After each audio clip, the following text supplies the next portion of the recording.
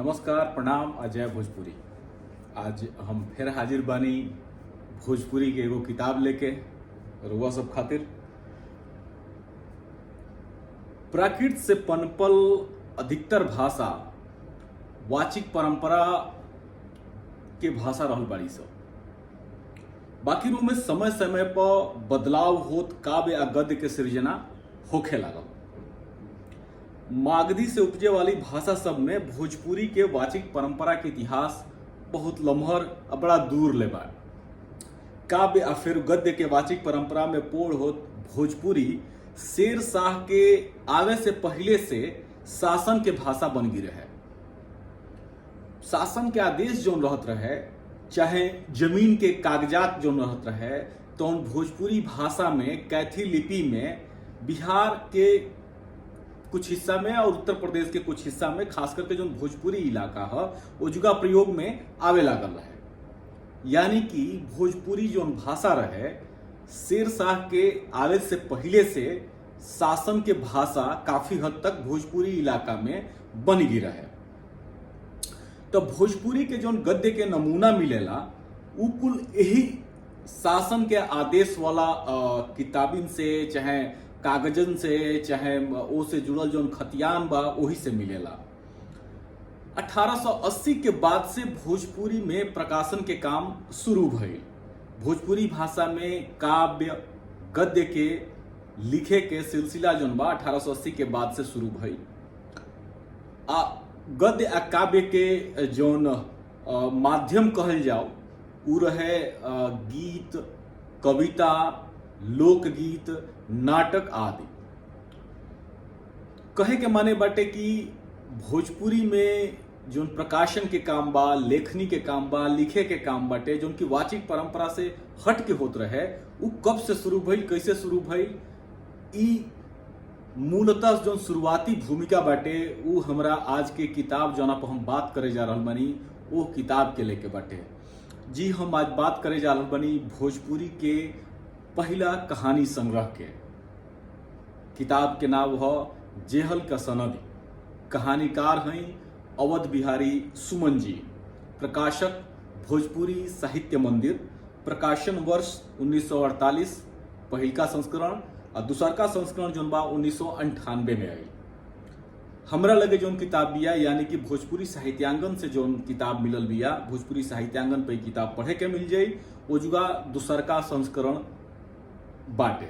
यानी कि ई ठेहा एह किताब के भोजपुरी साहित्यांगन है। अब जैसे कि हम अपना किताबिन के हर वीडियो में कहे नहीं, एह किताब के काहे पढ़े के चाहिए, आखिर का वजह बा कि एह किताब के भोजपुरिया लोग पढ़े। तो पहला चीज जो बाटे एक किताब के पढ़े खातिर उ एक किताब के लेखन शैली बा। यदि भोजपुरी भाषा में गद्य लेखन के शैली से अपन निठाह परिचय करावल चाहतनी, रुआ चाहतनी कि भोजपुरी में गद्य कैसे लिखाला, तो ई किताब रुआ खती बिया। ई किताब रुआ खती बिया।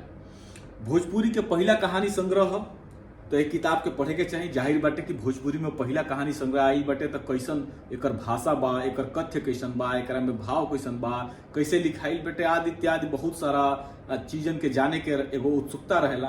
तो ए वजह से एक किताब के पढ़े के चाहिए। ए से एक किताब के रुआ पढ़ब तो मालूम चली कि भोजपुरी में गद्य लेखन के शैली कैसन बिया, तेवर कैसन बा, भाव कैसन बाटे, गद्य कैसन लिखा सकेला। एक किताब के कहानियन के कथ जौन एकरा में कहानी एक किताब में बा बाड़ी, उ कहानियन के यदि रुआ पढ़ब तो मालूम चली कि ओ घड़ी भी समसामयिक रहली स, आजुओ उ कहानी समसामयिक बाड़ी स, आ संभव बा जौन स्थिति बाटे ओ हिसाब से ई कहानी आगहू चल के समसामयिक बनल रही स। तो एक तरह से यूनिवर्सल अप्रोच के संगे ई कुल कहानी लिखाइल बाड़ी स। पांचवा, यदि रुआ भोजपुरी सिनेमा आ शॉर्ट फिल्म से जुड़ल बानी, बनावे नहीं, भोजपुरी के कहानियन के जोहत बानी, तो रुआ सही जगह पे बानी। ई किताब रुआ खाती सबसे मुफीद जौन के कहल जाला, सबसे जरूरी और सबसे सहज किताब बिया। तो ई 5 गो विशेषता जोन हमरा नजर में बाटे रुआ सब खाती, पाठक लोगन खाती, भोजपुरिया लोगन खाती। अब किताब के पन्ना पलटल जाओ। एक किताब के पलटला पर पहिल का भूमिका जो मिलल बा वो डॉक्टर उदय नारायण तिवारी जी के है।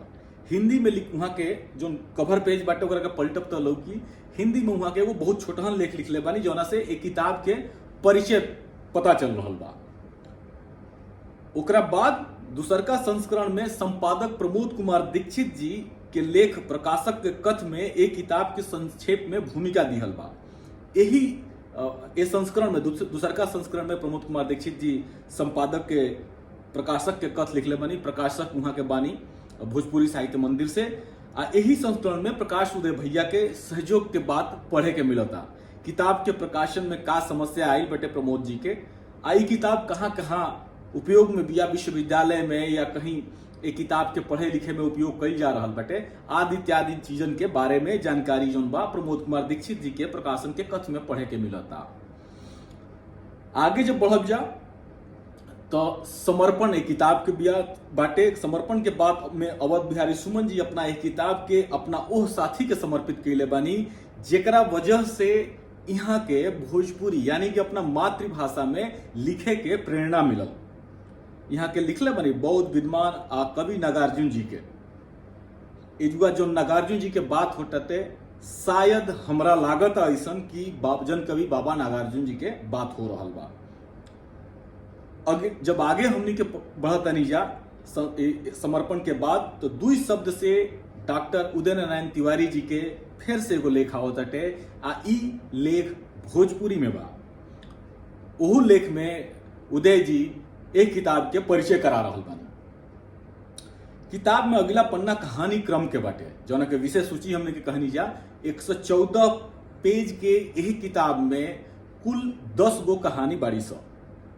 तो विषय सूची दिहल बा। हम कहानियन के नाव बता देतानी। पहिलका कहानी मलिकार है, दूसरका आत्मघात, तीसरका मौनी बाबा, चौथा कतवारू दादा, पांचवा किसान भगवान, छठवा चौर का पूजा, चाउर ना है चौर का पूजा, सातवां सनकी, आठवां दफा 302, नौवां जेहल का सनद, 10वां कवि कैलाश। तो ये 10 गो कहानी बाटे। अब जब एक विषय सूची से कहानी क्रम से हमने के आगे बढ़ब जा तो अवध बिहारी सुमन जी के लिखल आपन बात पढ़े के मिली। वहां के तनिक अरज नाव से शीर्षक तनिक अरज नाव से लिखले बानी। यह लेख में ये आपन बात में या एक कहानीकार के जोन आपन बात बाटे किताब के लेके यह लेख में अपना आरी कगरी के जोन भाषा बाड़ी सो वो भाषा सबके छुअत ओकनी के बारे में तनी तनी बात करत। भोजपुरी भाषा के एगो नाव मल्लिका मल्ली बतावत। अंग्रेज विद्वान ग्रियर्सन के याद करत अपन बात लिख रहल बानी। भोजपुरी के क्षेत्र, भोजपुरी के साहित्य, भोजपुरी के इतिहास, भूगोल के बारे में संक्षेप में चर्चा कर रहल बानी। भोजपुरी भाषा साहित्य में अपन योगदान दे चुकल पुरनिया पुरखा लोगन के याद कर रहल बानी। कबीर के बात कर रहल बानी, धरनीदास के बात कर रहल बानी और भी बाकी लोगन के बात यहाँ के अपना एह लेख में कर रहल बानी। यही में यहाँ के लिखले बानी कि आजादी के लड़ाई में जो अपन बात बता रहल बानी किताब के संस्मरण में समर्पण में जिसे लिखले बानी वही तरह ए में लिखत नहीं यहाँ के जानकारी दिले बानी कि किताब आखिर कैसे सोझा आई। तो कहानीकार सुमन जी आजादी के लड़ाई में 1941-42 में जेल में बंद रहनी। जेल में रहत यहाँ के अपना बौद्ध विद्वान साथी नागार्जुन जी से मुलाकात भई। सो नागार्जुन जी से मुलाकात यहाँ के जेल में ही भई आ अपना मातृभाषा में लिखे के प्रेरणा मिलल। ई उहे समय हटे जौना घड़ी राहुल संकीर्त्यायन जी भोजपुरी में नाटक लिखत रहनी। परसा मठ में रह के, छपरा सिवान में रह के, सारण में रह के। एक किताब के जब रुआ सब पढ़ब तो मालूम चली कि सुमन जी कि कैसे आखिर शुरुआत कैसे भइल कहानियन के लिखे के, भोजपुरी में लिखे के। भोजपुरी कहानी के पहला संग्रह आवे से पहले के जोन भूमिका बाटे ओकरा बारे में रुआ सबके परिचय हुई। हम एक कहानियन के कथ में ना जाके, हम कहानियन के समीक्षा ना करके, कहानियन के बारे में ना बात करके, हम एक चीज के विषय के रुआ सब खातिर छोड़ब। रुआ सब कहानियन के पढ़ी या एक चीज के मूल्यांकन रुआ सब खुद करी कि कहानी कैसन बाड़ी स, ओकनी के कथ कैसन बटे, ओकनी के कैसे लिखल बा, ओकरा में का मैसेज बटे, का सुमन जी लिखल चाहतनी, का बतावल चाहतनी, सब रउआ सबके देखे के बाटे। बाकी हम जब जब किताब के पढ़ले, हम 3-4 हाल ये किताब के पढ़ले बनी, जब हम पढ़ले बनी तब हमरा कुछ नया एकरा में जाने के मिलल बटे, नया तरीका मिलल बटे भोजपुरी में लिखे के, नया शैली से परिचय भइल बा। अपना आरी कगरी जौन समसामयिक चीज चल रहल बटे ओकरा के भोजपुरी से जोड़ के कैसे सामने रखे के बाटे, आदि जानकारी ये किताब से मिलेला। ये किताब भोजपुरी गद्य लेखन में टकसाली शैली के बहुत बेहतरीन उदाहरण हटे। हर कहानी अपना में भोजपुरी समाज के एरिया गुरिया के समटले बाइस्कोप लेखा चल रहल बाड़ी स। कोनो भाषा समाज के पहला कहानी संग्रह अतना निठा हो सकेला, ये बात के भान शायदे केहू के होई। पहला कहानी संग्रह हटे, संभवतः एमे पहला कहानियों शामिल होई। मल्लिकार के कहल जाला कि पहला कहानी हटे विंध्याचल प्रसाद गुप्त जी के कहानी या यहाँ के कहानी के लेके चर्चा चल रहल बा। तब पहला कहानी संग्रह अतना निठा हो सकेला, एकर अंदाजा बहुत कम लोगन के हुई। ई किताब तब लिखाई रहे जब अवध बिहारी सुमन जी दंडी स्वामी विमलानंद सरस्वती ना बनल रहनी। यहाँ के ई मित्रता जो बा राहुल संकीर्तन, डॉक्टर उदयनारायण तिवारी, नागार्जुन से बहुत घनिष्ठ रहे। उनमें सबसे कम उम्र के अवध बिहारी सुमन जी रहनी। आई चौकड़ी बनारस से प्रयाग ले बहुत मशहूर रहे। तो ई वही क्रम में ये किताब के बुनियाद धराइल बाटे। ये 10 कहानी आज कतना समसामयिक बाड़ी स, एकर मूल्यांकन रुआ सब पढ़ला के बाद खुद कर सकेनी। बाकी हम अतना जरूर कहब कि एह शैली में, एह टकसाली शैली में आज के तारीख में केहू नहीं खे लिखल। केहू कतनो बढ़न साहित्यकार होखे, लेकिन ए शैली में भोजपुरी में साहित्य लिखे वाला शायद अब केहू नहीं खे। तो ये हम किताबिन के पढ़ला के बाद बताओ तनी। अब जब रुआ कहानी पढ़ ले तो ओकरा बाद रुआ अंतिम से पहिलका पन्ना, मतलब दूसरका अंतिम पन्ना यदि हम बात करी तो ओकरा में मैथिली भाषा में बाबा नागार्जुन अपन बात लिखले बड़े, एक किताब के परिचय लिखले बड़े, अवध बिहारी सुमन जी के प्रयास के बारे में लिखले बड़े, तो मैथिली में वो लिखले बड़े। तो किताब में हमनी के हिंदी, भोजपुरी या मैथिली तीनों भाषा के देख रहल बानी जा। यही किताब के अंतिम पन्ना पर जो कवर पेज अंतिम पन्ना होला ओ पर अवध बिहारी सुमन जी के परिचय दिहल गई बा।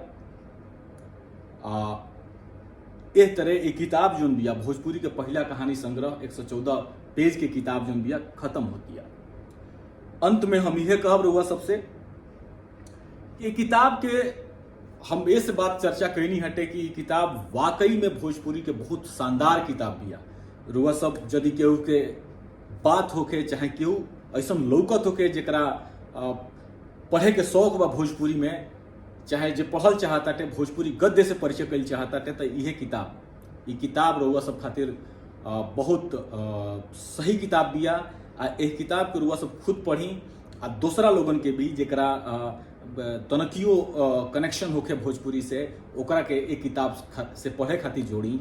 ये किताब वाकई भोजपुरी में गद्य साहित्य के अद्भुत नमूना किताब बिया। तो आज एक किताब के बारे में अपने हम फिर हाजिर होखब कोनो ना कोनो किताब लेके, भोजपुरी किताब लेके, भोजपुरी भाषा खातिर लिखाई किताबिन के लेके। तब तक हमरा के इजाजत दही। धन्यवाद, प्रणाम, जय भोजपुरी।